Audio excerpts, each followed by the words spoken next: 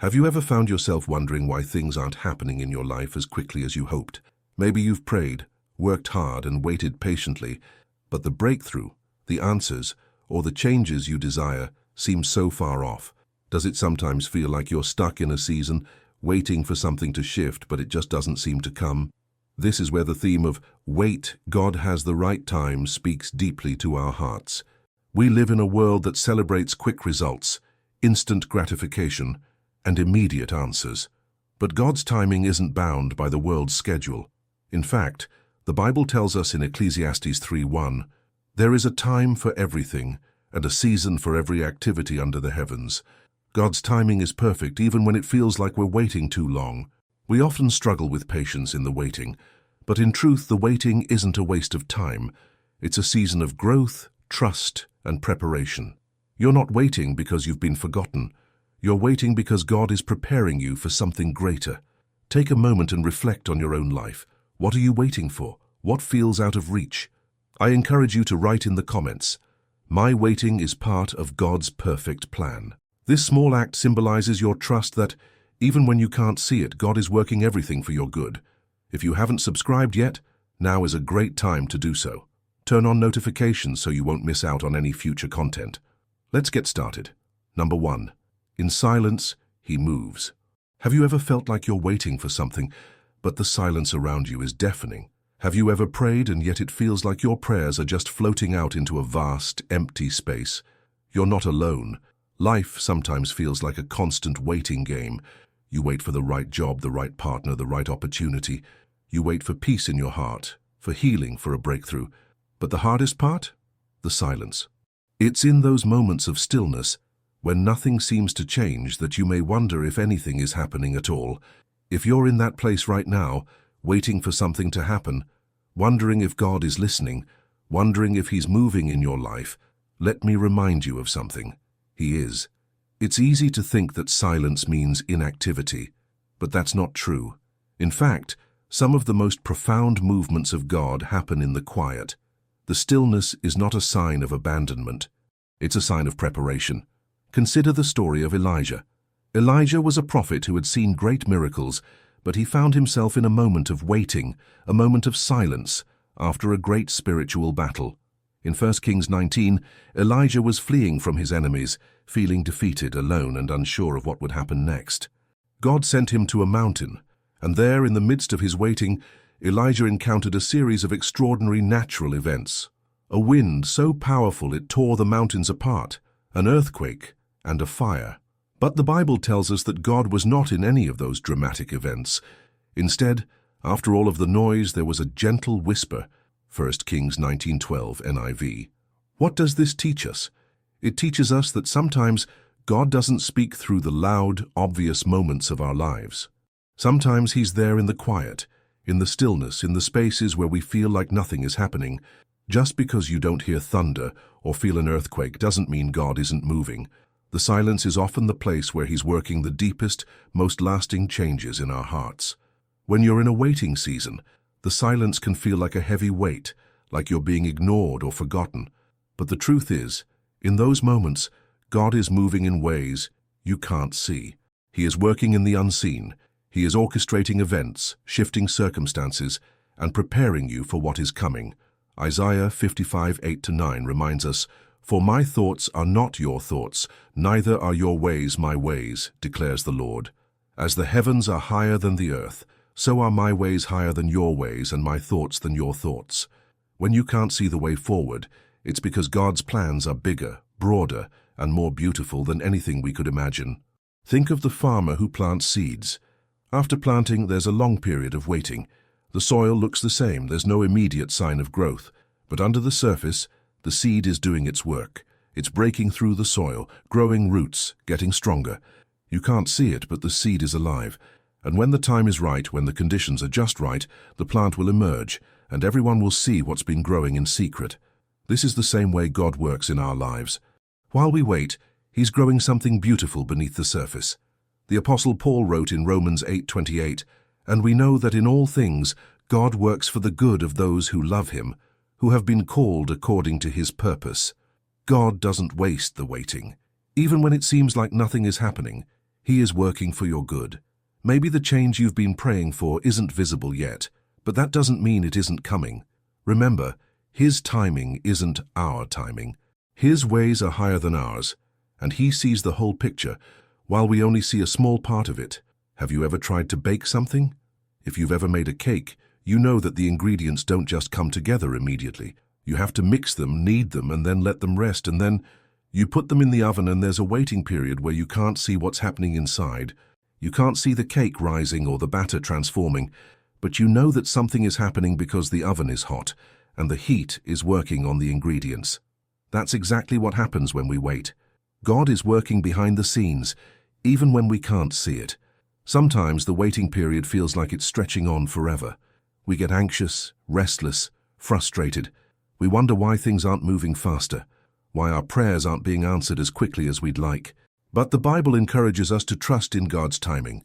Proverbs 3:5-6 says, "Trust in the Lord with all your heart, and lean not on your own understanding. In all your ways submit to Him, and He will make your path straight." This is a reminder that our understanding is limited, but God's wisdom is infinite.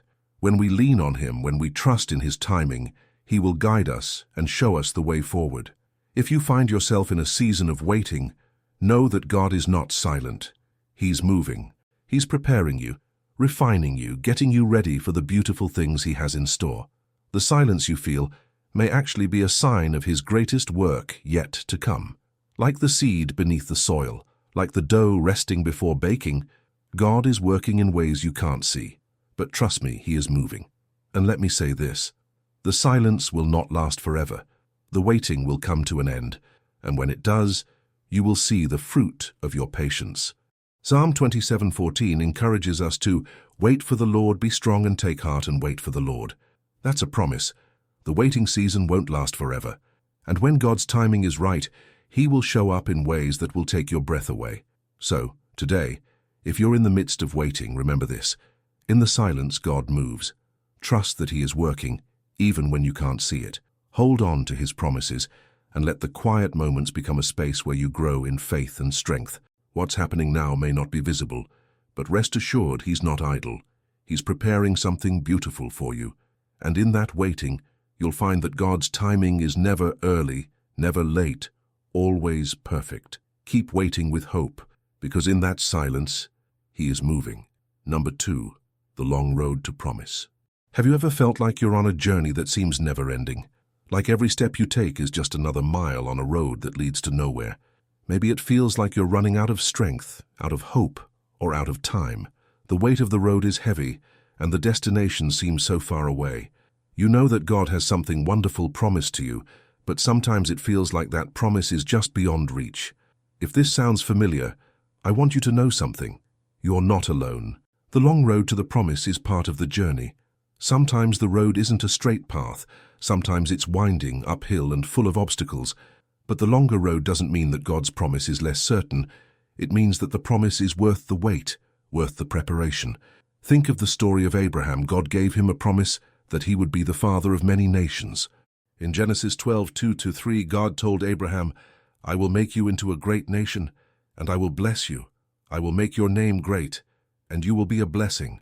I will bless those who bless you, and whoever curses you I will curse. And all peoples on earth will be blessed through you." Sounds incredible, right? A promise like that would make anyone excited. But there was one thing that made this promise so hard for Abraham. He didn't have any children, and he was already an old man.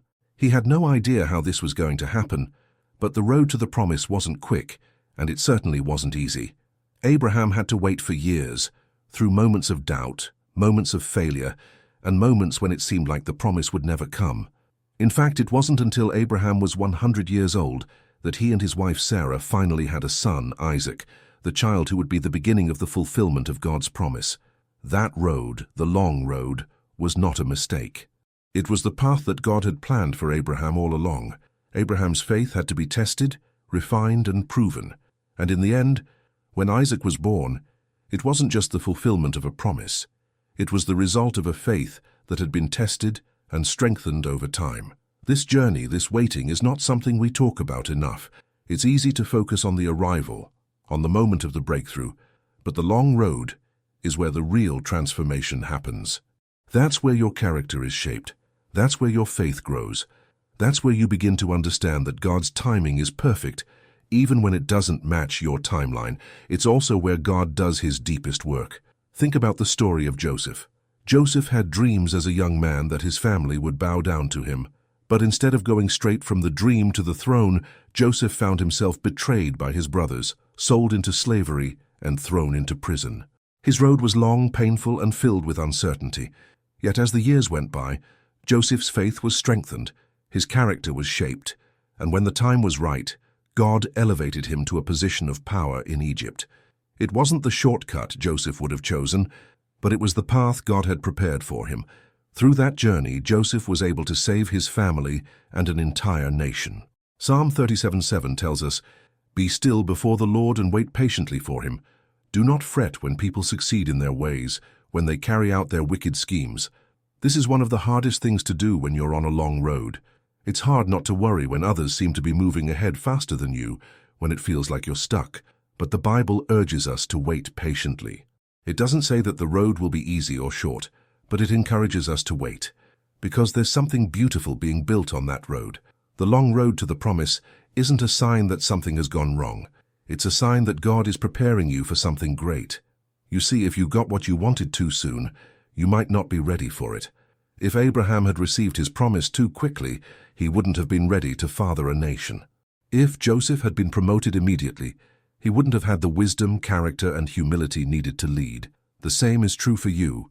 The longer road is often the road that leads to the greatest rewards.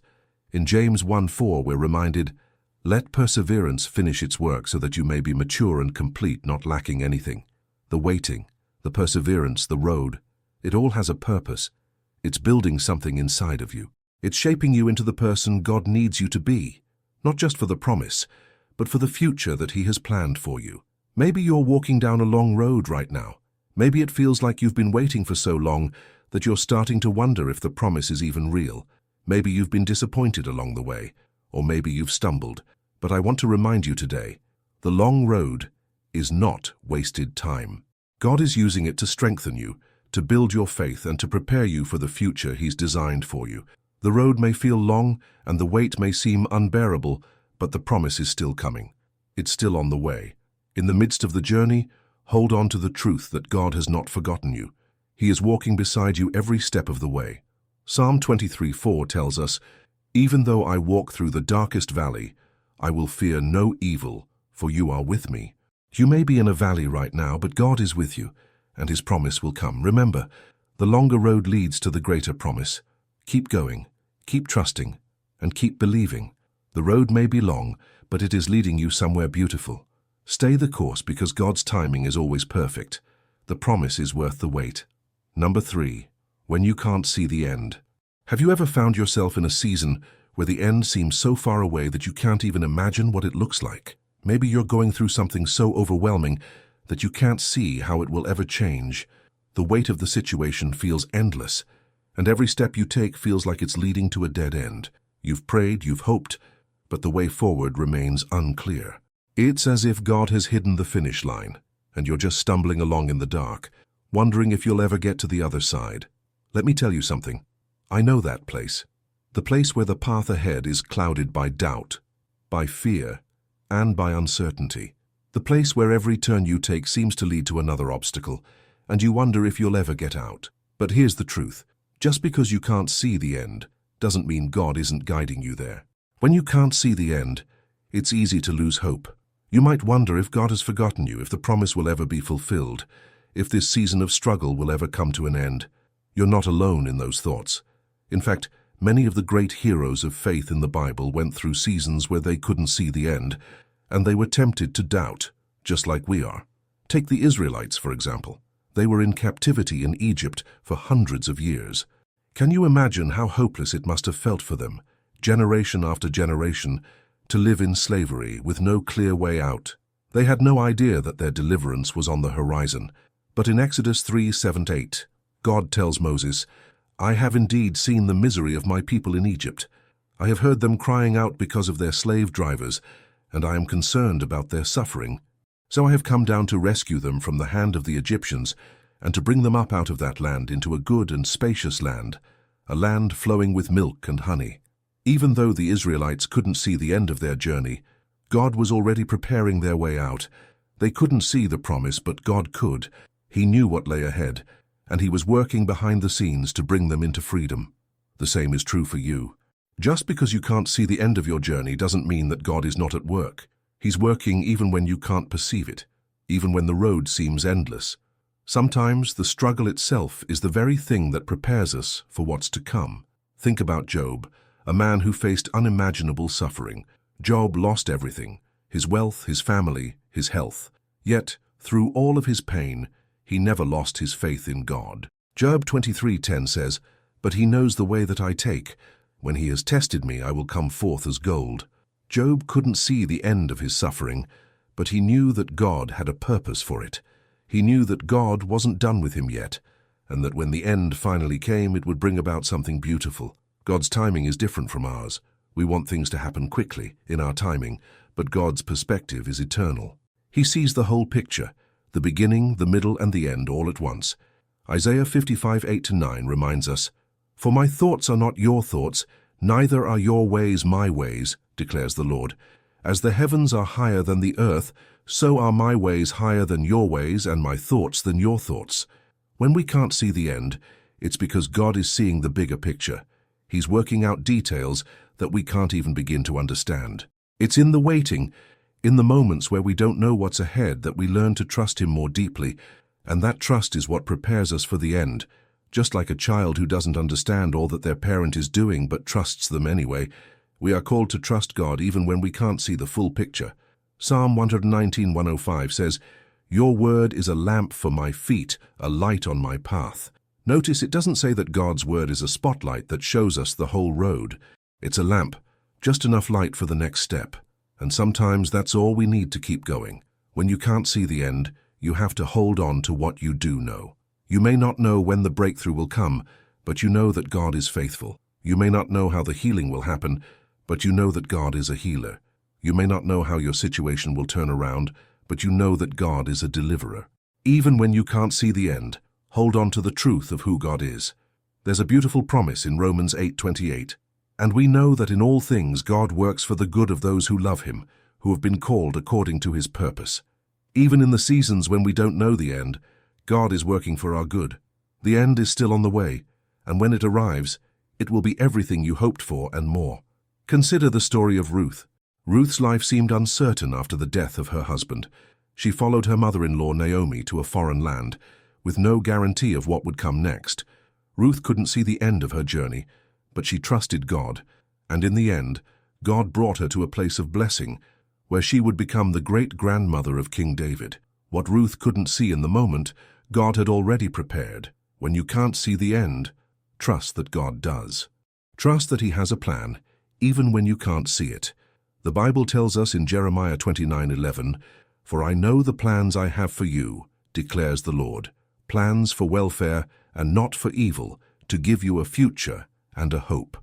You may not see the future right now, but God is already there preparing it for you, and He's guiding you every step of the way. So, if you find yourself in a place where you can't see the end, don't lose heart. You're not alone. God is with you.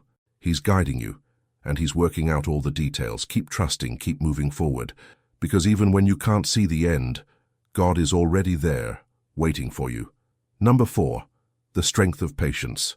Patience. It's one of those words that we hear often, but it's also one of the hardest to practice. It sounds simple enough, but when you're waiting for something you've prayed for, something you've hoped for, it can feel like an impossible task.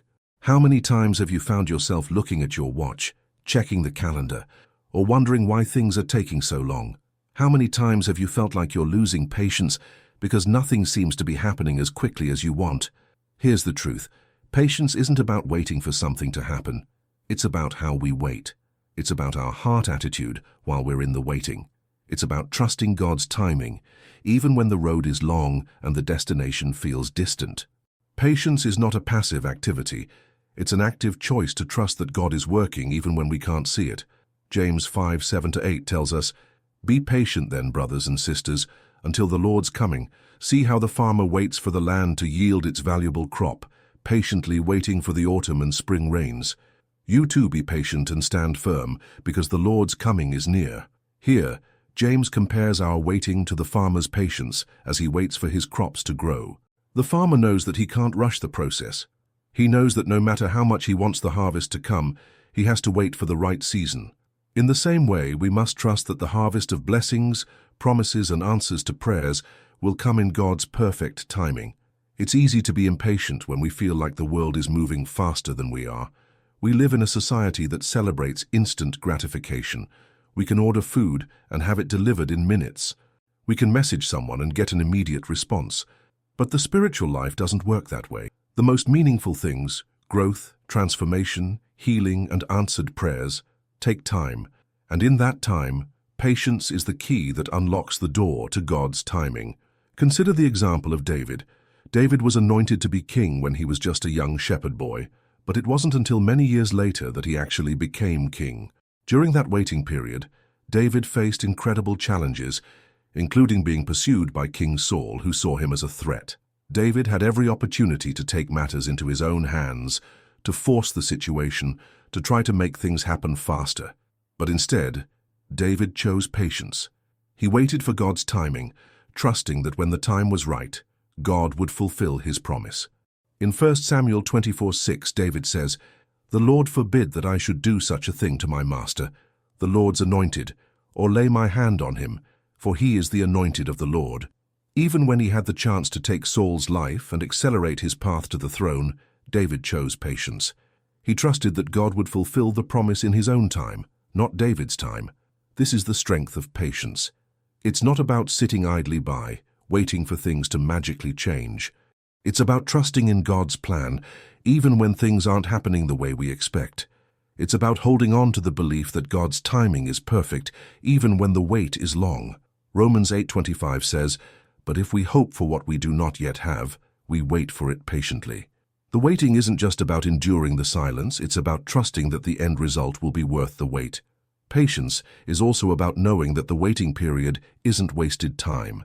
Every moment of waiting is an opportunity for growth.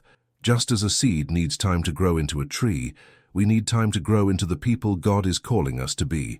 Psalm 27:14 says, "Wait for the Lord, be strong, and take heart, and wait for the Lord." Strength doesn't come from rushing through life or forcing things to happen. True strength comes from waiting on God, trusting that his timing is best. Think about the process of refining gold. Gold doesn't become pure without going through the fire. It's heated to extreme temperatures to remove the impurities, to make it stronger, purer, more valuable. The process is slow, painful, and often uncomfortable, but it's necessary for the gold to reach its full potential. In the same way, patience refines us. It strengthens our faith, builds our character, and prepares us for the blessings that are coming. Hebrews 10:36 encourages us, "You need to persevere so that when you have done the will of God, you will receive what he has promised." Perseverance is the key to seeing God's promises come to fruition. It's not about forcing the outcome or rushing ahead of God's plan. It's about waiting with trust and endurance, knowing that God is working, even when we can't see the results immediately. The strength of patience is not just about enduring the waiting period, it's about finding peace in the waiting. It's about knowing that God is not distant or disconnected from our struggles. He is with us in the waiting, shaping us, molding us, and preparing us for the blessings that are on their way. Isaiah 40:31 promises, "But those who hope in the Lord will renew their strength. They will soar on wings like eagles. They will run and not grow weary. They will walk and not be faint." If you're in a season of waiting, if you're feeling frustrated or weary, I encourage you to embrace the strength of patience. Don't rush the process. Trust that God is working in your life even when you can't see it. Remember, his timing is perfect, and his ways are higher than ours. As you wait, he is refining you, preparing you, and strengthening you for what's to come. Patience is not a passive act. It is an active trust in God's plan, a faith that believes the best is yet to come. And when it does, you will look back and see that every moment of waiting was worth it. So hold on to your patience, because God is working behind the scenes, and when the time is right, he will bring his promises to pass in your life. Number 5. The quiet before the breakthrough. Have you ever experienced a time in your life when it felt like nothing was happening, but deep down you knew that something big was coming? You were in a season of silence, of waiting, but there was this stirring inside you, this quiet expectation that God was preparing something for you. You may have felt like you were stuck, like you were in a holding pattern, but something in your spirit told you that the breakthrough was near. It's often in these quiet, seemingly uneventful moments that God is doing his greatest work. There's a peace that comes in the stillness before the breakthrough. It's not a time of inactivity, but a time of preparation. It's when God is setting everything in place for the miracle, the answer, the transformation that is about to unfold. Consider the story of Elijah in 1 Kings 18. After a long period of drought and famine, Elijah went to Mount Carmel, where he prayed for God to send rain. He sent his servant to look for signs of rain, but for 7 times the servant returned, saying there was no sign of rain. Elijah kept praying, kept waiting, kept trusting. But after the 7th time, the servant reported, "A cloud as small as a man's hand is rising from the sea." 1 Kings 18:44 NIV.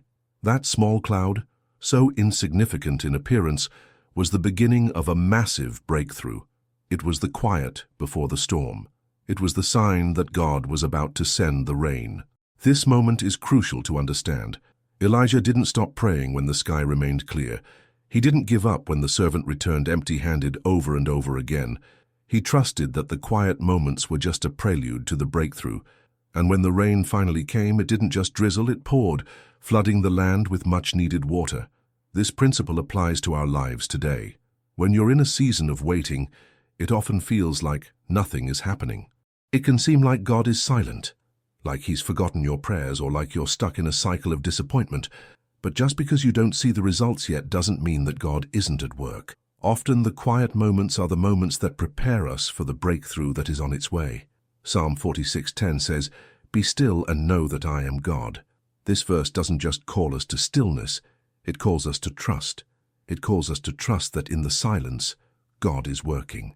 In the stillness, he is moving. The quiet moments are not wasted. They are the moments of deep preparation. Think of the way a seed grows. A seed is planted in the ground, covered with soil, and left alone for a time. During that time, it seems like nothing is happening. But underground, where no one can see, the seed is being transformed. It's sprouting roots. It's absorbing nutrients. It's preparing to grow. This process takes time. It takes quiet. But the day will come when that seed breaks through the surface and begins to grow into something strong and fruitful. In the same way, God is often working behind the scenes in the quiet moments. When we feel like we're stuck or stagnant, he is still at work, building something beautiful. He's shaping our character, strengthening our faith, and preparing us for what's coming next. And when the breakthrough finally arrives, it will be more incredible than we could have imagined. The quiet before the breakthrough is also a time when we learn to trust in God's timing. It's easy to trust God when things are moving quickly, when we can see the progress, when we can count the steps forward. But it's in the silence, in the moments when we can't see the end, that our faith is truly tested. Do we trust him when there are no visible signs of progress? Do we trust that he's still working when the wait seems too long? One of the greatest examples of this kind of trust is seen in the life of Noah. Noah was given the task of building an ark to save his family and the animals from the coming flood. He worked for years, and for much of that time, there was no rain. Can you imagine how hard it must have been to keep building, day after day, when the skies were clear and there was no sign of the storm that was coming? But Noah trusted God, even when he couldn't see the breakthrough. He kept working, kept waiting, kept believing that the flood was coming. And when the rain finally began to fall, it wasn't just a light shower, it was a flood, a complete transformation of the earth. Noah's patience and trust during the quiet, during the waiting, led to one of the greatest breakthroughs in history. In the same way, when you find yourself in a season of silence, don't lose heart. Don't give up. The quiet moments are preparing you for something incredible. They are the moments when God is working in ways that you can't see, setting the stage for a breakthrough that will come at just the right time. Isaiah 40:31 promises, "But those who hope in the Lord will renew their strength. They will soar on wings like eagles. They will run and not grow weary. They will walk and not be faint." If you are in a quiet season right now, hold on to this promise. God is renewing your strength. He is preparing you for what's to come. The breakthrough is coming, even if you can't see it yet. Remember, the quiet moments are not wasted. They are the moments when God is doing His deepest work. They are the moments when your faith is being strengthened, your trust is being built, and your heart is being prepared for the incredible things that are coming. So if you find yourself in a quiet season, take a deep breath and trust that God is with you. He is working even when you can't see it, and when the breakthrough comes, it will be worth every moment of waiting. Number 6. His timing never fails. Have you ever tried to rush something, only to find that forcing it didn't make things better? Maybe you tried to make things happen on your own, believing that if you just pushed a little harder, you could bring about the change you were waiting for. But then, when it didn't work out, you felt frustrated, disappointed, or even a little defeated. The truth is, sometimes the harder we try to force things, the more we delay them. But here's something that should bring you peace. God's timing never fails. It's easy to want things to happen now. We live in a world that moves fast.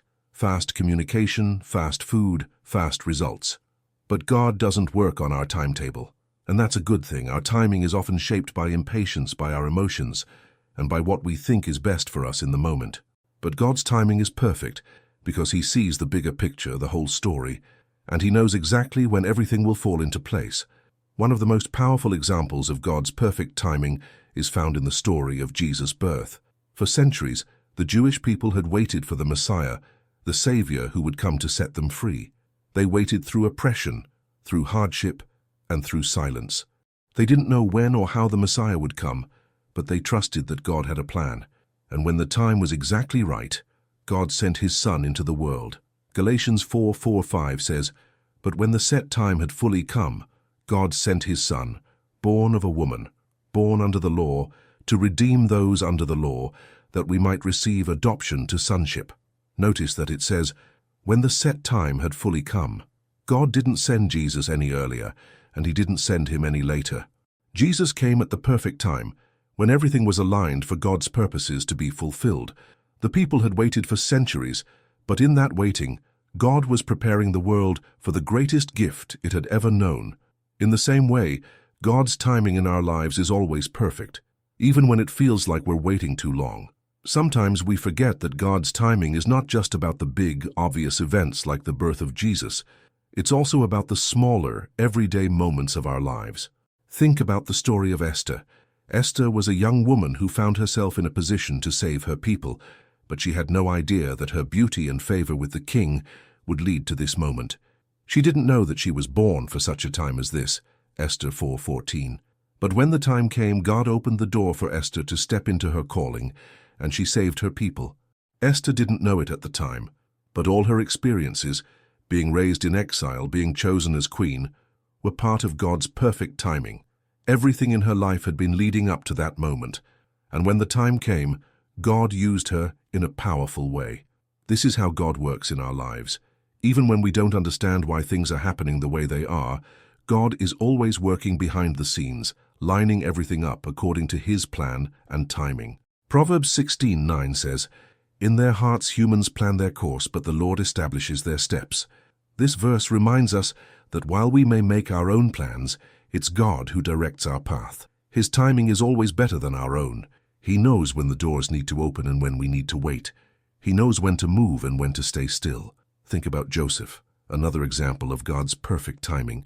Joseph was sold into slavery by his brothers, and for years he found himself in situations where it seemed like things couldn't get worse. He was wrongfully accused and thrown into prison. Yet, throughout all of it, God was shaping Joseph's character and preparing him for the moment when he would become second in command of all of Egypt.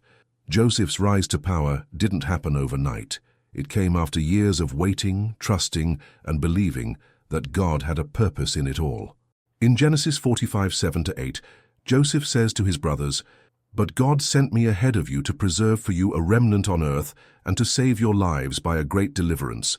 So then, it was not you who sent me here, but God." Joseph understood that his life wasn't about random events or coincidences. It was about God's perfect timing.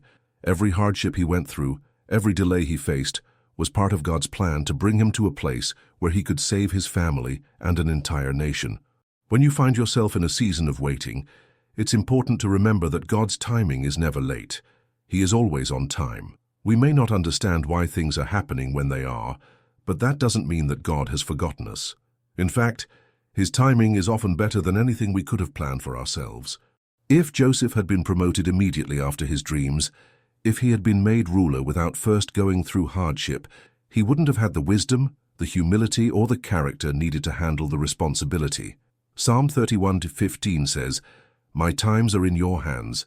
This verse is a powerful reminder that our lives, our moments, our seasons are all in God's hands.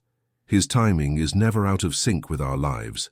Even when we can't see it, he is working all things together for our good, Romans 8:28. If you're feeling frustrated by the wait, if you're wondering why things aren't happening on your timeline, take a moment to trust that God is in control. His timing is always right. When the time is right, he will open doors that no one can shut. He will move mountains, calm storms, and bring breakthroughs that will blow your mind. Trust his timing, because it never fails. Sometimes the best thing we can do is stop trying to force things, stop rushing ahead, and simply trust that God is in control. In the waiting, we learn to lean on him. We learn to trust that he is preparing us for something greater than we could ever imagine. And when the time comes, we'll see that it was all worth the wait. So if you're in the waiting, know this: God's timing never fails. He's working in ways that you can't see, preparing you for something incredible. Trust that when the time is right, he will bring about the breakthrough you've been waiting for. His timing is perfect, and it will never fail. Number 7. When you feel forgotten. Have you ever felt like you've been left behind, like the world is moving on without you, and you're stuck in a place of waiting, wondering if anyone even notices? Maybe it's been a long time since you've seen any change or progress. Maybe you've been praying for something and it feels like your prayers are unheard, like God has forgotten about you. The silence can be overwhelming, and the uncertainty can be soul-crushing. But I want to remind you today, you are not forgotten. There are times in life when it feels like we are invisible. We see others moving forward, getting the breakthroughs we've longed for, while we stand still. We feel left out, overlooked, and unseen.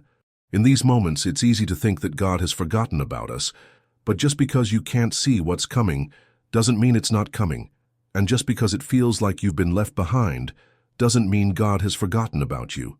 The story of Hagar in the Bible is a powerful reminder of this truth. Hagar was an Egyptian servant, and she found herself in a desperate situation. She was mistreated by her mistress, Sarah, and cast out into the wilderness, alone and pregnant. It seemed like she had been forgotten by everyone, by Sarah, by Abraham, and even by God.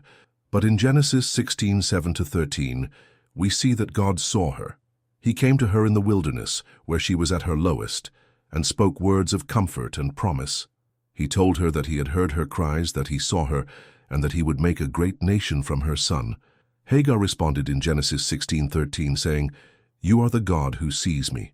In that moment, she realized that even though she had been overlooked by others, she had never been forgotten by God, and she was not alone in her pain. God had seen her, and he was with her. His presence in her life was a reminder that she was never truly forsaken, no matter how abandoned she felt in that moment. When you feel forgotten, remember Hagar. Remember that God sees you, even when others don't. You may feel like you're invisible, like your cries go unheard, but God is always watching. Psalm 34:18 tells us, "The Lord is close to the broken-hearted and saves those who are crushed in spirit." He is near to you, especially in the moments when you feel most alone. He is with you, and he hears your cries. Even when the world seems to move on without you, God's eyes are always on you, and his heart is always with you. Consider the story of David, too. David was anointed to be king as a young boy, but he wasn't immediately crowned. Instead, he spent years running for his life, hiding from King Saul, and facing countless trials. David was in a season where he could have easily believed that God had forgotten his promise to him. But in Psalm 13:1-2, David cries out, "How long, Lord, will you forget me forever? How long will you hide your face from me? How long must I wrestle with my thoughts, and day after day have sorrow in my heart?" David's cry echoes the pain many of us feel when we're waiting for God's promise to be fulfilled. When things aren't happening the way we thought they would, we wonder if God has forgotten about us. But notice that even in his moments of despair, David never lost sight of the fact that God was still listening, still present, and still faithful. As he continued to wait, he learned that God had not forgotten him. God was with him every step of the way, preparing him for the moment when he would step into his destiny as king. David's story is a reminder that God's promises do not fail, even when it seems like we've been left behind. There will be seasons of waiting, seasons where we feel forgotten, but God is never absent. Isaiah 49:15-16 offers this incredible promise. Can a mother forget the baby at her breast and have no compassion on the child she has borne? Though she may forget, I will not forget you. See, I have engraved you on the palms of my hands. Your walls are ever before me. God's love for you is so great that he has engraved you on his hands. You are always before him. He will never forget you, even when it feels like you've been overlooked by everyone else. In moments when you feel forgotten, it's important to remind yourself that God is still working. He is still preparing you, refining you, and setting the stage for the promises he has for you. The waiting doesn't mean you've been abandoned. It means God is working in ways you cannot yet see. His timing is perfect, and his plan for your life is far greater than anything you could imagine. There may be times when you feel like you're standing in the shadows, but those are the times when God is preparing you for something even bigger. Remember that even Jesus himself faced moments of abandonment. On the cross, he cried out in Matthew 27:46, my God, why have you forsaken me?" Jesus, the Son of God, felt abandoned in that moment, yet even then God was working. Even in his darkest hour, the plan of salvation was being fulfilled. And just as God was with Jesus in his darkest moment, he is with you in yours. Psalm 139:1-4 says, "You have searched me, Lord, and you know me. You know when I sit and when I rise. You perceive my thoughts from afar. You discern my going out and my lying down. You are familiar with all my ways. Before a word is on my tongue, you, Lord, know it completely." God knows you intimately. He knows your heart, your desires, your struggles, and your pain. You are never far from his thoughts. You may feel forgotten by the world, but you are always remembered by God. So if you're in a season of waiting and feeling forgotten, take comfort in this truth. You are not alone. God sees you, he hears you, and he has a plan for your life that is greater than anything you can imagine. Don't lose heart. Keep trusting, keep believing. The promises of God are true, and in his perfect timing, they will come to pass. Number 8, the gift of waiting. Waiting isn't something that comes naturally to most of us. In fact, it's one of the hardest things we're asked to do. In a world that values speed and instant gratification, waiting feels like a curse. We wait for a job, a relationship, an answer to prayer, or even just for a moment of peace in a chaotic world. The waiting can feel endless, and sometimes it feels like the very act of waiting is a waste of time. But here's a powerful truth. Waiting is not a curse. It's a gift. I know that sounds strange, especially when you're in the middle of a season of waiting. When you're in the thick of it, when you feel like nothing is happening and the clock keeps ticking, the last thing you might feel is gratitude for the waiting. But the Bible tells us that waiting is not wasted time. It's a time for growth, for transformation, and for learning to trust God in deeper ways than we ever have before. Psalm 27:14 says, "Wait for the Lord, be strong and take heart and wait for the Lord." Waiting is a time when God strengthens us. It's a time when we learn to depend on him, to trust in his timing, and to build our faith. When we wait patiently on God, we're not just sitting idly by, we're growing spiritually. We are being refined, tested, and prepared for what God has in store for us. Think of the way athletes train for a big competition. They don't just show up on race day and expect to perform at their best. They go through months of training, of conditioning their bodies, of pushing through physical and mental barriers. The waiting, the training, makes them stronger. It prepares them for the moment when they'll compete. Without the waiting, without the preparation, they would not be ready to win. In the same way, our seasons of waiting are times of preparation. God is training us, strengthening us, and equipping us for the future he has planned for us. The story of Joseph in the Bible is a perfect example of the gift of waiting. Joseph was given a dream as a young man that he would one day rule over his family. But instead of being instantly elevated to a position of power, Joseph was sold into slavery, falsely accused, and thrown into prison. He spent years waiting, years wondering when the promise would be fulfilled. But during that time, God was working in his life. He was shaping his character, teaching him humility, and preparing him for the great leadership role he would one day take on. Joseph could have become bitter, angry, or discouraged in his waiting, but instead he chose to trust God and remain faithful, even in the midst of hardship. In Genesis 50:20, when his brothers feared that he would take revenge on them for what they had done to him, Joseph said, "You intended to harm me, but God intended it for good to accomplish what is now being done, the saving of many lives." Joseph understood that the waiting was not wasted. It was part of God's plan to bring about something far greater than he could have imagined. James 1:3-4 teaches us, "Because you know that the testing of your faith produces perseverance. Let perseverance finish its work, so that you may be mature and complete, not lacking anything." Waiting produces perseverance. It develops our character, deepens our faith, and prepares us for the things God has planned for us. If we rush the process, if we try to skip over the waiting, we miss the opportunity to grow. Patience is a gift that allows us to become more like Christ, to become the people God is calling us to be. It's also in the waiting that we learn to trust in God's timing, not our own. We may think we know when things should happen, but God sees the whole picture. He knows when the time is right, when the conditions are perfect, when our hearts are ready to receive his blessings. Ecclesiastes 3:11 reminds us, "He has made everything beautiful in its time," not in our time, but in his time. And God's timing is always perfect, even when it doesn't match our expectations. The waiting season is also a time when we learn to surrender. We let go of our plans, our deadlines, and our expectations, and we trust that God is in control. Proverbs 3:5-6 tells us, "Trust in the Lord with all your heart, and lean not on your own understanding. In all your ways submit to him, and he will make your paths straight." In the waiting, we learn to lean on God, not on our own understanding. We submit to his plan, knowing that he knows what's best for us. Waiting also teaches us gratitude.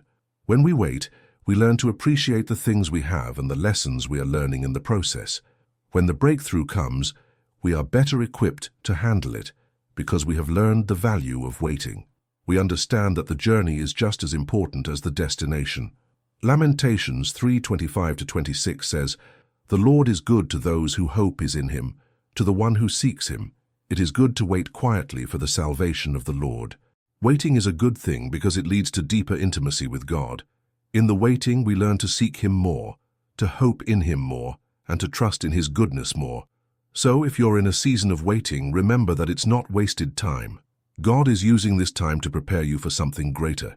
He is strengthening your faith, refining your character, and teaching you to trust in his perfect timing.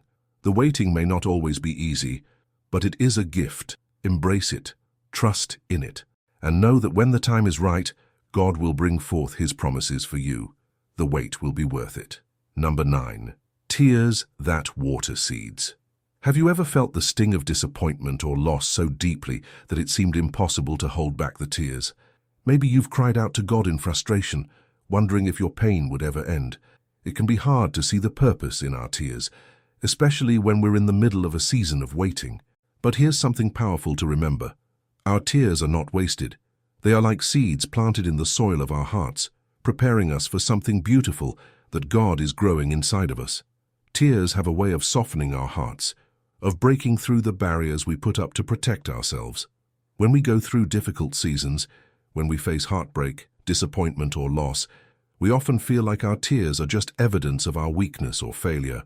But the Bible tells us something different. It tells us that God sees our tears, that he collects them, and that he uses them in ways we can't even imagine. Psalm 56:8 says, "You keep track of all my sorrows. You have collected all my tears in your bottle. You have recorded each one in your book." God sees every tear, he knows every hurt, every moment of pain, and he promises that our tears are not wasted. They are precious to him.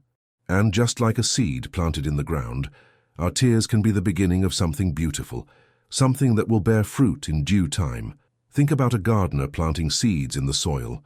When seeds are first placed in the ground, they are covered with dirt and they seem hidden, unseen. But beneath the surface, something powerful is happening. The seed is breaking open, its roots are growing deep, and it is preparing to sprout into new life. Our tears are like those seeds. In the moment it feels like we are buried in sorrow, in the dirt of our circumstances, but God is using those tears to grow something new in us. He's planting seeds of strength, hope, and faith that will bloom in His perfect timing. In John 12:24, Jesus says, "Very truly I tell you, unless a kernel of wheat falls to the ground and dies, it remains only a single seed, but if it dies, it produces many seeds." This verse speaks to the power of transformation. Just as a seed must fall to the ground and die before it can produce new life, so too must we go through moments of loss, of heartbreak, and of waiting before we can experience the growth and transformation that God has planned for us. Our tears are a part of this process. When we surrender our pain to God, when we allow Him to work in our hearts during the hardest seasons, He is using our tears to water the seeds of growth. It's in these seasons of hardship that we develop a deeper understanding of who God is. We learn to trust Him more fully, to lean on His promises, and to experience His comfort in ways we never would have known without the pain. The Apostle Paul wrote in 2 Corinthians 4:16-18, "Therefore we do not lose heart. Though outwardly we are wasting away, yet inwardly we are being renewed day by day. For our light and momentary troubles are achieving for us an eternal glory that far outweighs them all. So we fix our eyes not on what is seen, but on what is unseen, since what is seen is temporary, but what is unseen is eternal." Paul understood that the struggles, the pain, and the waiting were all part of the process of growth. They were temporary, but they were achieving something eternal, something far greater than we can see in the moment. Our tears water the seeds that are growing inside of us, preparing us for the glory that God has in store. In the Bible, we also see that Jesus Himself wept. In John 11:35, the shortest verse in the Bible, it simply says, "Jesus wept." Jesus, knowing that He was about to raise Lazarus from the dead, still took the time to weep with those who mourned. This shows us that God doesn't dismiss our tears. He doesn't tell us to just get over it or move on. He sits with us in our pain. He mourns with us, and He uses our tears to deepen our connection with Him. Our tears, even in their sadness, are a form of communion with God. They water the seeds of faith, of hope, and of trust that are being cultivated in our hearts. God also promises that there will come a time when our tears will be wiped away. Revelation 21:4 says, "He will wipe every tear from their eyes. There will be no more death or mourning or crying or pain, for the old order of things has passed away." This promise assures us that our tears will not last forever. There is a day coming when God will make all things new, when there will be no more pain, no more sorrow, no more waiting. But until that day comes, we can trust that God is using our tears to plant something beautiful in our lives. He is growing us, shaping us, and preparing us for the future He has in store. If you are in a season of tears, if you are struggling and feeling overwhelmed by the pain of waiting, know this: your tears are not in vain. God is using them to water the seeds He is planting in your life. The pain you feel today is not permanent, but it is part of the process of growth. Just like a seed that must die to produce new life, your tears are watering the growth of something beautiful that will one day bloom. In Romans 8:28 we are reminded, "And we know that in all things God works for the good of those who love Him, who have been called according to His purpose." Even in the seasons of pain, even in the moments of tears, God is working for your good. He is using everything, every tear, every moment of waiting, to bring about His perfect plan for your life. So, if you are crying today, if you are in the midst of pain, don't lose heart.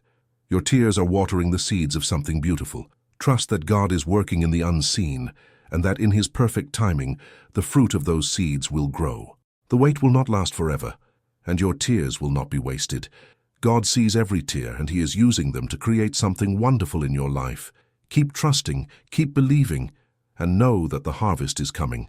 Number 10. When the door doesn't open. Have you ever found yourself standing at a door, knocking, waiting, hoping for it to open? Maybe you've tried everything you know, praying, working hard, being patient, but the door remains locked. No matter how many times you knock, no matter how loud your prayers become, the door just won't open. And in those moments it can feel like God is distant or like you've been forgotten. But let me tell you something. Just because a door doesn't open doesn't mean that God is not working. Sometimes when we're waiting for a door to open, it's easy to get discouraged. We look around and see others moving forward, finding opportunities, achieving their dreams, while we're stuck in front of a closed door, wondering why it hasn't opened for us yet. We start to question if we missed something, if we did something wrong, or if maybe God just isn't listening. But the reality is, not every door is meant to open when we want it to. The Bible is filled with stories of people who faced closed doors, yet in the end, those closed doors led them exactly where God wanted them to be. Take the Apostle Paul, for example. In Acts 16:60-7, Paul and his companions were traveling, trying to spread the gospel, but the Holy Spirit kept them from entering certain regions. It says, Paul and his companions traveled throughout the region of Phrygia and Galatia, having been kept by the Holy Spirit from preaching the word in the province of Asia. When they came to the border of Mysia, they tried to enter Bithynia, but the Spirit of Jesus would not allow them to. Paul and his companions were clearly trying to do good work. They weren't trying to go down the wrong path, but they still faced closed doors. Yet, instead of getting frustrated or discouraged, they trusted that God had a purpose behind the closed doors. And eventually, after being redirected, they received a vision from God, leading them to Macedonia, where they went on to plant churches and spread the gospel in new areas. The closed doors didn't mean that God was saying no. It meant that he had a better plan, a different path that they couldn't have seen without that initial redirection. When you're facing a closed door in your life, remember that it might be God's way of guiding you in a different direction, one that you may not have considered. It might be his way of protecting you from something you can't see, or preparing you for something greater than you imagined. Proverbs 19:21 says, "Many are the plans in a person's heart, but it is the Lord's purpose that prevails." Our plans may be good, but God's purpose is always better. He knows what lies ahead, and he knows what doors need to remain closed for our protection and for his greater plan. Think about the story of David and King Saul. David had been anointed as the future king of Israel, but the door to the throne was not open to him immediately. Instead, he spent years running from Saul, the current king, who was determined to kill him. David had many opportunities to take matters into his own hands and force the door open, but instead, he trusted God's timing. In 1 Samuel 24:10, David said to Saul, "This day you have seen with your own eyes how the Lord delivered you into my hands in the cave. Some urged me to kill you, but I spared you. I said, I will not lay my hand on my Lord, because he is the Lord's anointed." Even though David could have opened the door to the throne by taking Saul's life, he knew that doing so would be wrong and that it was not the right time. Instead of forcing the door open, David waited for God to open it at the right time. David's story teaches us a valuable lesson. Sometimes the door won't open because it's not the right moment. We may feel like we're ready, like we're prepared, but God sees what we cannot. He knows the perfect timing, and he knows when we're truly ready for what lies behind that door. In the waiting, he is working in us, shaping us, and preparing us for what's to come. Psalm 37:7 says, "Be still before the Lord and wait patiently for him.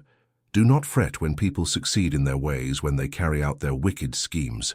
It's easy to become impatient when the door doesn't open, especially when we see others moving forward. But this verse reminds us that there is a purpose in the waiting. We are called to be still, to trust, and to wait for God's perfect timing. He will open the door when the time is right. Sometimes the closed door is also a way of protecting us from something that is not in our best interest. God knows the future, and he knows what doors we should walk through and which ones we should avoid. Just like a loving parent would protect their child from running into a dangerous situation, God will close doors to keep us safe.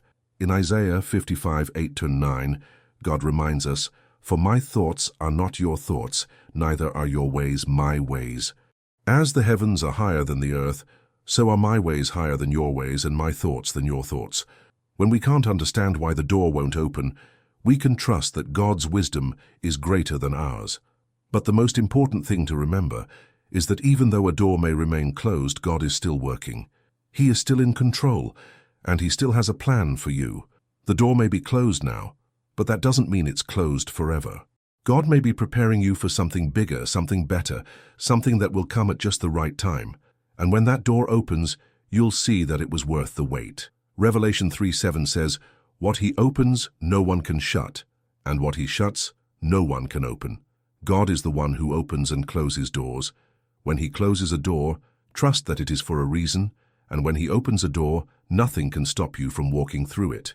If you are standing in front of a closed door today, don't be discouraged. Trust that God is in control. He is guiding you, protecting you, and preparing you for what's ahead. The closed door is not a sign of rejection. It's a sign of God's direction. Keep trusting, keep waiting, and know that the right door will open at the right time. And when it does, you'll walk through it with confidence, knowing that it was all part of God's perfect plan for your life. Number 11. Growing in the waiting. Have you ever noticed how easy it is to focus on what we don't have while we wait? The things we long for, the answers to our prayers, the breakthrough that we're desperate for, they're all just out of reach, and it seems like time is crawling by, inching forward with no end in sight. In moments like these, it can feel like everything is at a standstill, like we're going nowhere. But here's a truth that might be hard to swallow. The waiting period is where the most important growth happens. It's in the waiting that we are shaped, refined, and prepared for the very thing we've been praying for. Growing in the waiting means that we don't waste the time of waiting. We don't simply endure it with frustration or impatience. We actively allow God to work in us during this time. It's in these moments that God works on our hearts, our character, and our faith. When everything is still, when we are forced to wait, we have the opportunity to draw closer to God, to trust Him more deeply, and to allow Him to mold us into the person He needs us to be for the future He's calling us to.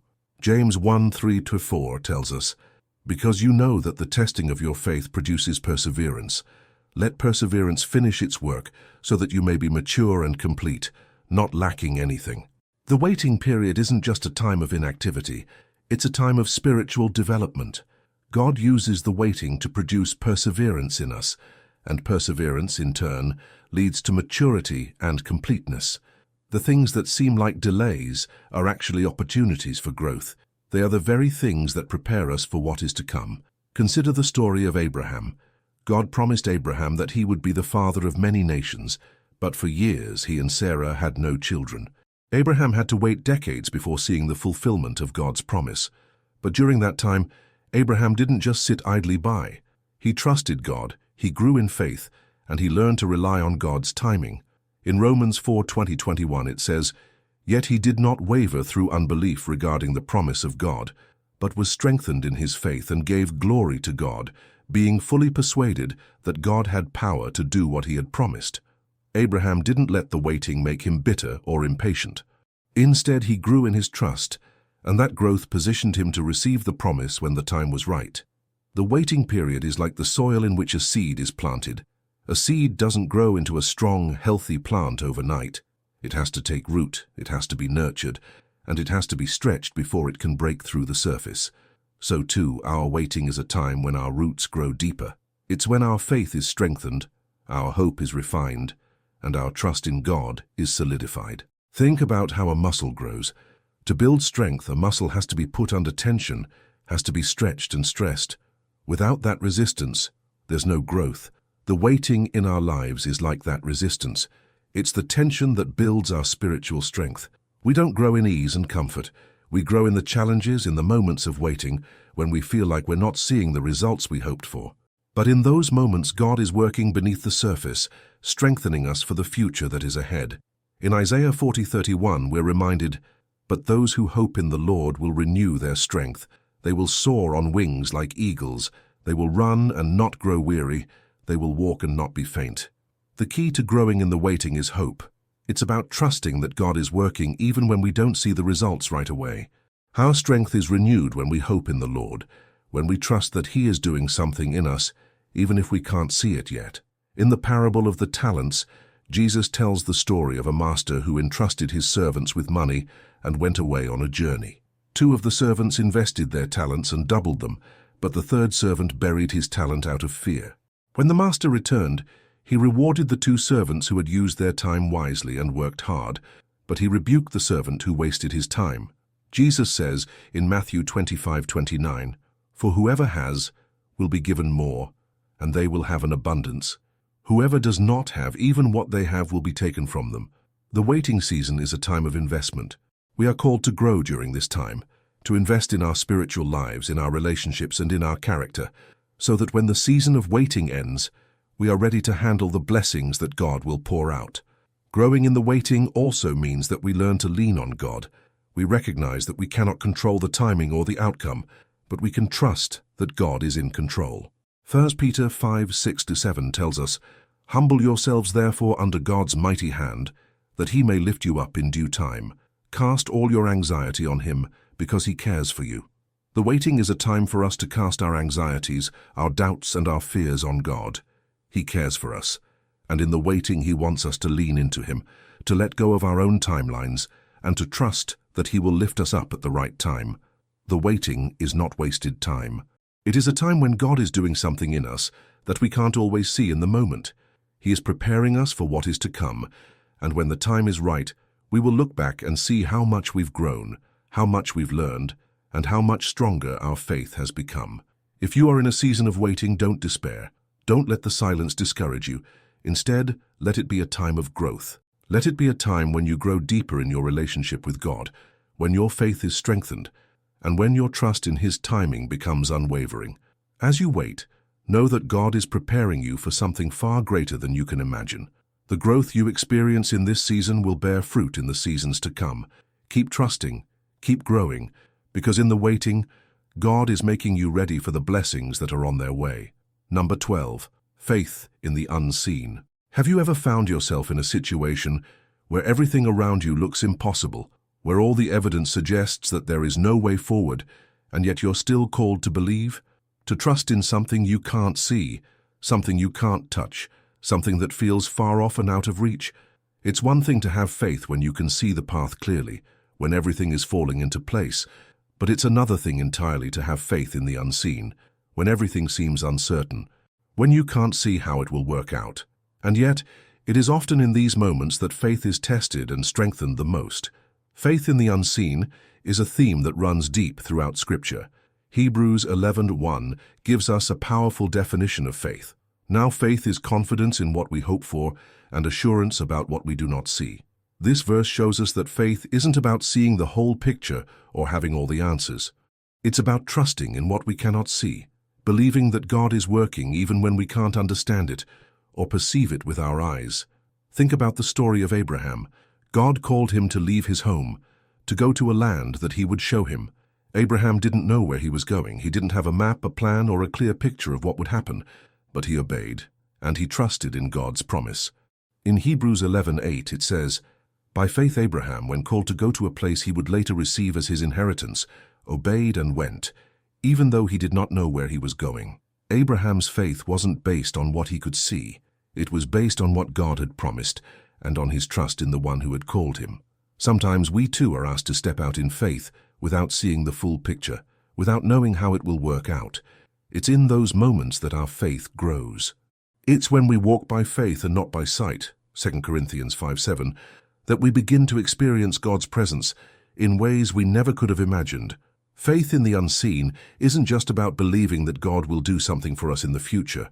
It's about believing that he is with us right now even when we can't see him or understand what he's doing. The story of Moses and the Israelites is another powerful example of faith in the unseen. When God called Moses to lead the Israelites out of slavery in Egypt, it seemed like an impossible task. Moses had no army, no resources, and no idea how they would survive in the wilderness. But God called Moses to trust in him, even when the path was unclear. When Moses stood before Pharaoh, the most powerful ruler of the time, and demanded that he let God's people go, he had no visible evidence that it would succeed. Yet Moses trusted in God's power, in his unseen plan, and eventually the Israelites were freed. Exodus 14:13-14 captures a pivotal moment.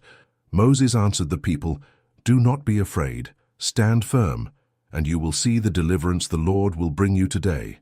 The Egyptians you see today you will never see again. The Lord will fight for you. You need only to be still." Even when the Israelites were standing at the edge of the Red Sea, with no way to cross, Moses spoke in faith. He trusted in God's promise, even when the way seemed impossible. Faith in the unseen is also about trusting that God is working behind the scenes, even when we can't see it. Just because we can't see the evidence doesn't mean God isn't working. God's plans are often unfolding in ways that we can't perceive.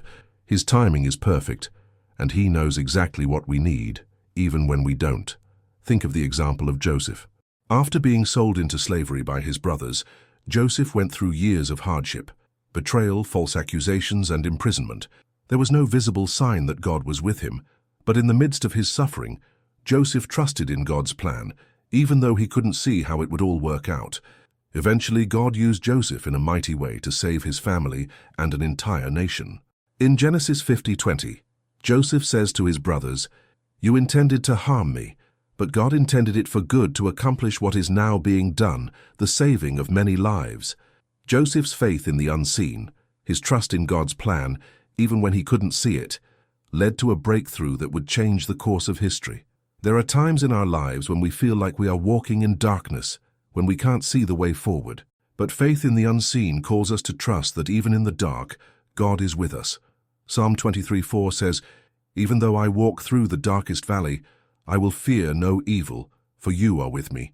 Your rod and your staff, they comfort me." In the darkest moments, when we can't see the way forward, we can still trust that God is guiding us, that His presence is with us, and that He is working in ways we cannot yet understand. Faith in the unseen doesn't mean that we have to know every detail of the plan. It doesn't mean we have to see the end from the beginning. What it does mean is that we trust God, we trust His promises, and we trust that He is good, even when the path ahead is unclear. Hebrews 11:13 speaks of the heroes of faith, saying, "All these people were still living by faith when they died. They did not receive the things promised.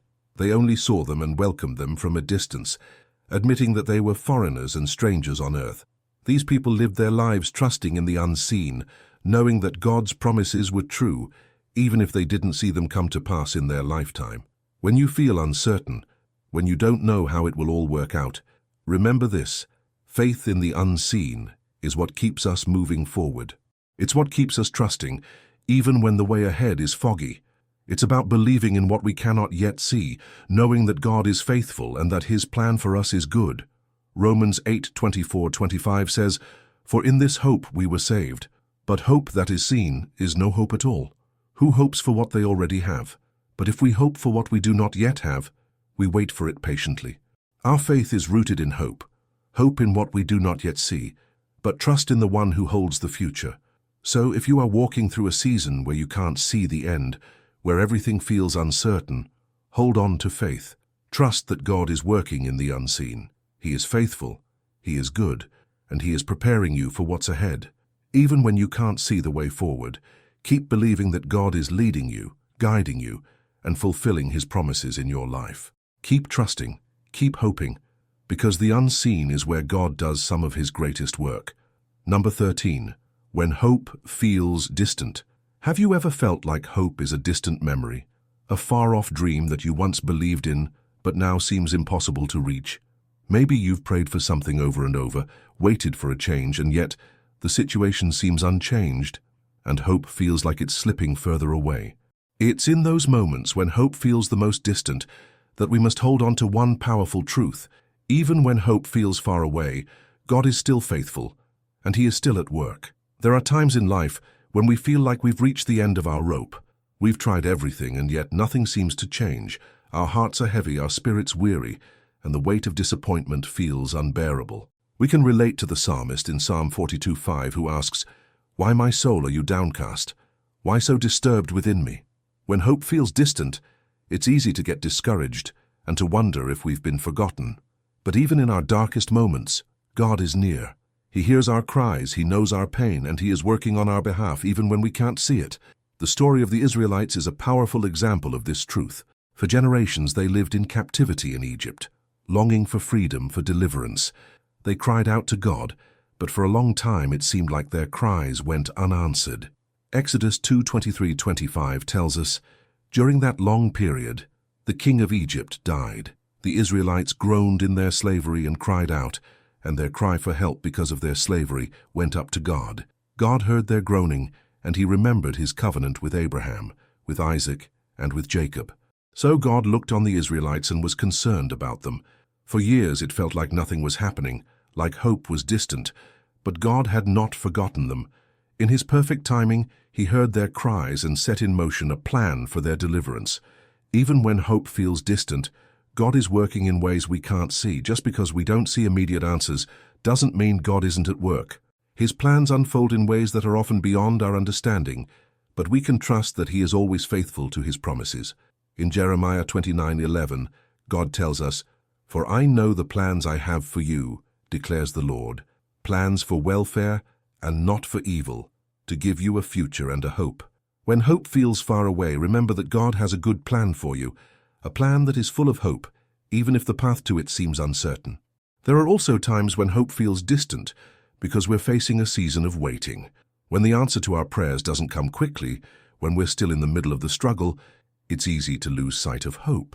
But in those moments, we are called to hold on, to press forward, and to remember that God is not finished with us yet. Romans 8:25 encourages us, "But if we hope for what we do not yet have, we wait for it patiently." The waiting season can feel like a test of hope, but it's also a time of growth, a time when our faith is strengthened and our hope is deepened. Look at the story of Hannah. For years she prayed for a child, but year after year her prayers seemed unanswered. She was heartbroken, deeply discouraged, and hope felt so distant. But in 1 Samuel 1:10-11, it says, "In her deep anguish Hannah prayed to the Lord, weeping bitterly. And she made a vow, saying, 'Lord Almighty, if you will only look on your servant's misery and remember me, and not forget your servant, but give her a son, then I will give him to the Lord for all the days of his life, and no razor will ever be used on his head.'" Hannah's hope was distant, but she didn't stop praying, and God heard her. Eventually, God answered her prayer, and she gave birth to Samuel, a prophet who would have a great impact on Israel. In the same way, when hope feels distant in our lives, we are called to keep praying, to keep believing, and to keep trusting. Even when it feels like nothing is happening, God is working behind the scenes. His timing is always perfect, and the answer He brings will be worth the wait. Sometimes when hope feels far away, we can also feel like we're alone in our struggle, but even in our loneliness, God is near. Psalm 34:18 reminds us, "The Lord is close to the brokenhearted and saves those who are crushed in spirit." When hope feels distant, remember that God is especially close to you in your pain. He sees your tears, He understands your heartache, and He is with you in every moment of waiting. One of the most powerful examples of God's faithfulness in the midst of distant hope is found in the story of Jesus' death and resurrection. After Jesus was crucified, His followers were devastated. They had hoped that He was the Messiah, the one who would save them, but in the darkest moment it seemed like all hope was lost. For 3 days, it appeared as though everything they had believed in had come to an end. But on the third day, Jesus rose from the dead, and the hope that seemed lost was restored in a way more glorious than anyone could have imagined. Even when hope feels distant, we can trust that God has the power to bring life where there was once death, to bring resurrection to what seems hopeless. Romans 5:5 gives us a beautiful promise, "And hope does not put us to shame, because God's love has been poured out into our hearts through the Holy Spirit, who has been given to us." Even when hope feels distant, God's love is always near. He is with us in the waiting, in the uncertainty, and in the moments when we can't see the way forward. And the hope that we place in Him will never fail. It is a hope that will never put us to shame, no matter how long we wait. If you're in a season where hope feels distant, take heart. You are not alone. God sees you, He hears you, and He is working in ways you cannot yet see. Keep trusting in His promises, keep holding on to hope, and know that in His perfect timing, the hope you long for will be realized. God is faithful, and He will never let your hope be in vain. Number 14, His hand in the wait. Have you ever found yourself wondering where God's hand is during a season of waiting? When everything feels uncertain, when you're stuck in the middle of a situation and you can't see the way forward, it's easy to feel like God isn't involved. It's tempting to believe that His hand isn't guiding you, especially when the journey is long and the answer to your prayers seems far off. But here's something deeply reassuring. Even in the waiting, God's hand is guiding, protecting, and preparing you for what's to come. His hand is in the wait. We often forget that the waiting period isn't just time spent doing nothing. It's a time when God is doing His deepest work in our lives.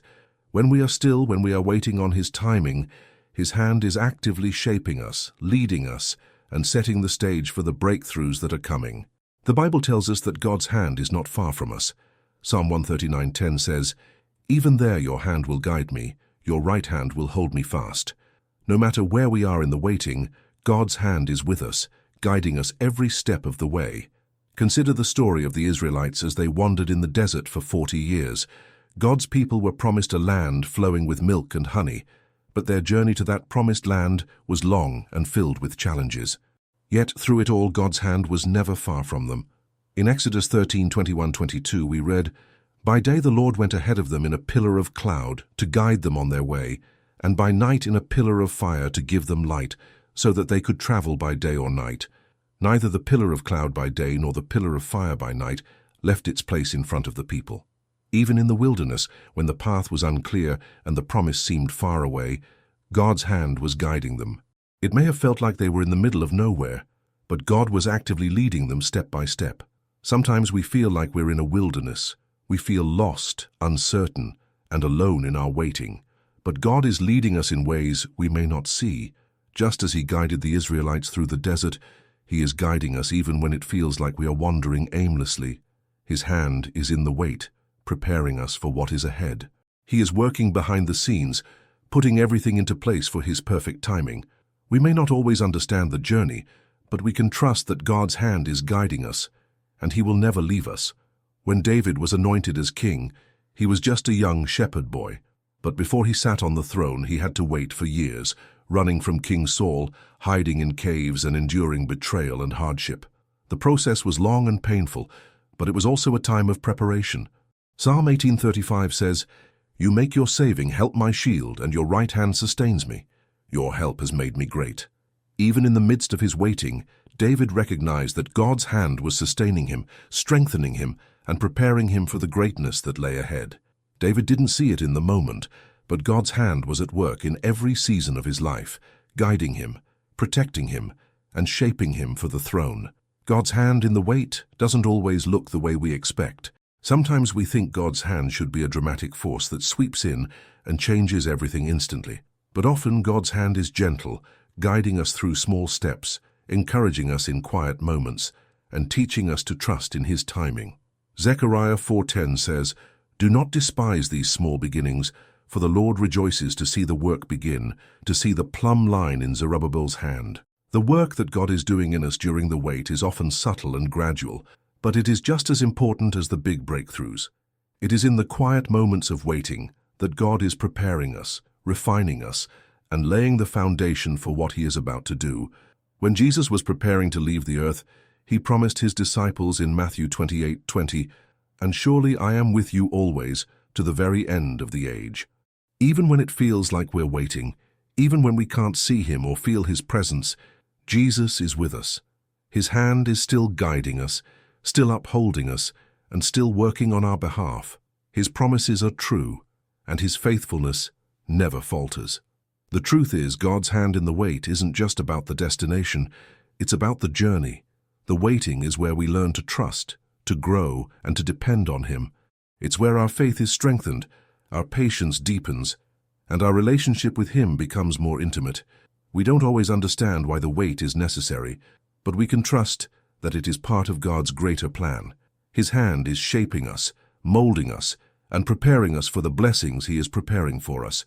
Isaiah 41:10 offers us this powerful reassurance, "So do not fear, for I am with you. Do not be dismayed, for I am your God. I will strengthen you and help you. I will uphold you with my righteous right hand." In the waiting, God's hand is upholding us, strengthening us, and leading us through every step. We are never alone in the wait. His hand is with us, and we can trust that He is working in us even when we can't see it. So if you find yourself in a season of waiting, don't lose heart. Know that God's hand is in the wait. He is guiding you, preparing you, and working in you to bring about His perfect plan. Keep trusting, keep believing, and know that the same hand that led the Israelites through the desert, the same hand that sustained David through hardship, is the same hand that is holding you right now. You are not alone. God's hand is in the wait, and He is with you every step of the way. Number 15, a new season awaits. Have you ever felt like you were stuck in the same cycle, waiting for something to change, hoping for a new season in your life but not seeing any signs of it? Maybe you've prayed for change, for breakthrough, or for peace, but it feels like you're just going through the motions with no end in sight. You may be weary, tired of waiting, and wondering if your new season is ever coming. But here's the truth. A new season awaits you, and God is preparing you for it, even if you can't see it yet. The Bible is full of promises about God's ability to bring new seasons into our lives. One of the most powerful verses comes from Ecclesiastes 3:1, which tells us, "There is a time for everything, and a season for every activity under the heavens." Every season, whether good or difficult, has a purpose. Just because you're in a season of waiting or struggle doesn't mean that the next season isn't already on the way. In fact, the season you're in may be the very preparation you need for the season to come. Think about the story of Ruth. Ruth's life seemed to be filled with loss. She lost her husband, she lost her home, and she was left with very little hope for the future. She was in a season of pain, of uncertainty, and of waiting. But little did she know that God was preparing her for a new season, one where she would meet Boaz, a man who would change her life, and where she would become part of the lineage of Jesus Christ. Ruth 2:12 says, "May the Lord repay you for what you have done. May you be richly rewarded by the Lord, the God of Israel, under whose wings you have come to take refuge." Ruth's story reminds us that no season of waiting is wasted. God is always at work, even when we can't see it. In the same way, your current season, however difficult or confusing, is not without purpose. God is preparing you for something new, something better, something that is part of His plan for your life. But in order for that new season to come, you must allow God to work in you during the waiting. It's often in the waiting that our hearts are transformed, our faith is tested, and our trust in God is deepened. We cannot step into the next season until we have learned the lessons that God wants to teach us in the current one. Consider the example of Joseph. Joseph was given dreams as a young man that he would one day rule, but instead of being instantly placed in a position of power, he was sold into slavery, falsely accused and imprisoned. Joseph spent years in difficult circumstances, wondering when his dreams would come to pass. But every step of the way, God was preparing him for the new season that was ahead. When the time came, Joseph was elevated to a position of power in Egypt, and he was able to save his family and an entire nation. In Genesis 50:20, Joseph says, "You intended to harm me, but God intended it for good to accomplish what is now being done, the saving of many lives." Joseph's new season came after years of hardship, but it was through those years that he was prepared for what was to come. The transition to a new season is often not easy. It requires us to let go of the old and embrace the new. Isaiah 43:18-19 encourages us, "Forget the former things, do not dwell on the past. See, I am doing a new thing. Now it springs up. Do you not perceive it? I am making a way in the wilderness and streams in the wasteland." God is always doing a new thing, and He is making a way in the wilderness of our lives. But in order to experience the new season, we must let go of the old. We can't step into the new if we are still holding on to the past. Trust that God is leading you into something new, even if it requires a shift in your perspective or a change in your circumstances. Even when the new season seems far away, trust that God's timing is perfect. The Bible reminds us in Romans 8:28, "And we know that in all things God works for the good of those who love Him, who have been called according to His purpose." Your waiting is not in vain. God is working all things together for your good, and the new season He has planned for you will be worth the wait. Just as the seasons of nature change, so too will your season change. Winter always gives way to spring, and darkness always gives way to light. When you feel like you've been waiting forever, remind yourself that a new season is on its way. God is working in ways you can't see, preparing you for the future He has for you. Trust that He is making a way, even when you don't see the road ahead. The new season may not come when you expect it, but it will come in God's perfect timing. Psalm 35 says, "Weeping may stay for the night, but rejoicing comes in the morning." Your current season may be filled with tears and waiting, but joy is coming. A new season of peace, purpose, and fulfillment is ahead. Trust that God is doing a new thing in your life, and be ready to step into it when the time comes. If you're in the middle of a difficult season, remember that it's not permanent. The seasons of life change, and God is bringing you into a new one. You may not see it yet, but keep trusting. Your new season is coming, and when it arrives, it will bring blessings, growth, and fulfillment that you couldn't have imagined in the waiting. So, keep holding on. Your new season awaits. If you've made it to the end of this video, it means you are truly committed to understanding God's timing and growing in faith. The fact that you stayed until the end shows your determination to trust in God's plan, even when the wait seems long.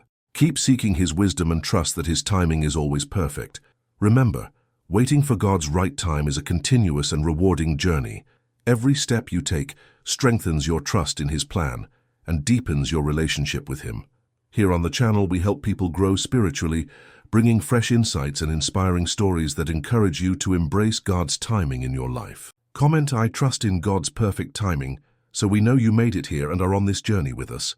If you haven't subscribed yet, make sure you do, and turn on notifications so you don't miss more content that will encourage you on your path.